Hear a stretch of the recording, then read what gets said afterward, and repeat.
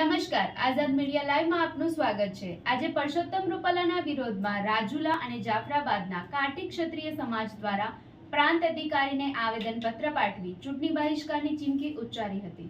રાજકોટ લોકસભાના ઉમેદવાર પરસોત્તમ રૂપાલા સામે રાજુલા અને જાફરાબાદના કાટી ક્ષત્રિય સમાજમાં રોષ ભભૂકી ઉઠ્યો છે।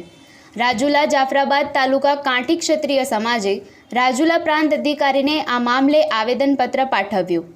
ક્ષત્રિય સમાજ દ્વારા પરસોત્તમ રૂપાલા હાય હાયના સૂત્રોચ્ચાર કરવામાં આવ્યા અને ટિકિટ રદ કરવાની માંગ કરાઈ। રાજુલા પ્રાંત કચેરી ખાતે મોટી સંખ્યામાં ક્ષત્રિય સમાજ આગેવાનો ઉપસ્થિત રહ્યા। રૂપાલાએ ક્ષત્રિય સમાજ વિશે વાણીવિલાસ કરાતા ક્ષત્રિય સમાજમાં ભારે રોષ જોવા મળી રહ્યો છે। ત્યારે રૂપાલાની ટિકિટ રદ કરવામાં નહીં આવે તો ચૂંટણીનો બહિષ્કાર કરવાની રાજુલા જાફરાબાદ ક્ષત્રિય સમાજે ચીમકી ઉચ્ચારી છે।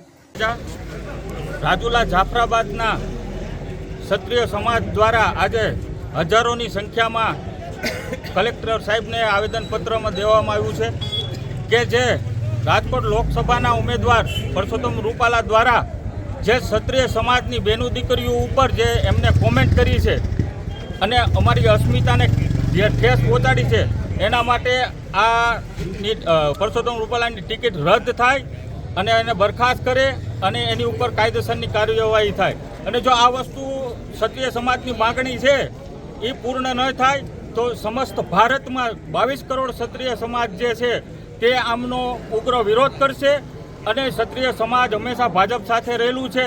તો મોદી સાહેબથી મીડિયા મારફતે મોદી સાહેબ, અમિત શાહ સાહેબ અને સમસ્ત ભાજપના આગેવાનો જે 26 ઊભા છે લોકસભાના, એમને પણ કહીએ છીએ કે એકના છાંટા તમને બધાને ઉઠશે।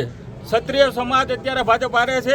જો એમની ટિકિટ રદ કરવામાં નહીં આવે તો અમે ચૂંટણીનો બહિષ્કાર કરશું અને ઘીના ઠામમાં અમે ઘી પાડી દેશું। અમે ક્ષત્રિય છીએ, અમે તલવાર મૂકી છે, ચલાવતા નથી ભૂલ્યા, એટલામાં બધું સમજી જાજો। ભગવાન ભરવાડ, આઝાદ મીડિયા લાઈવ, અમરેલી।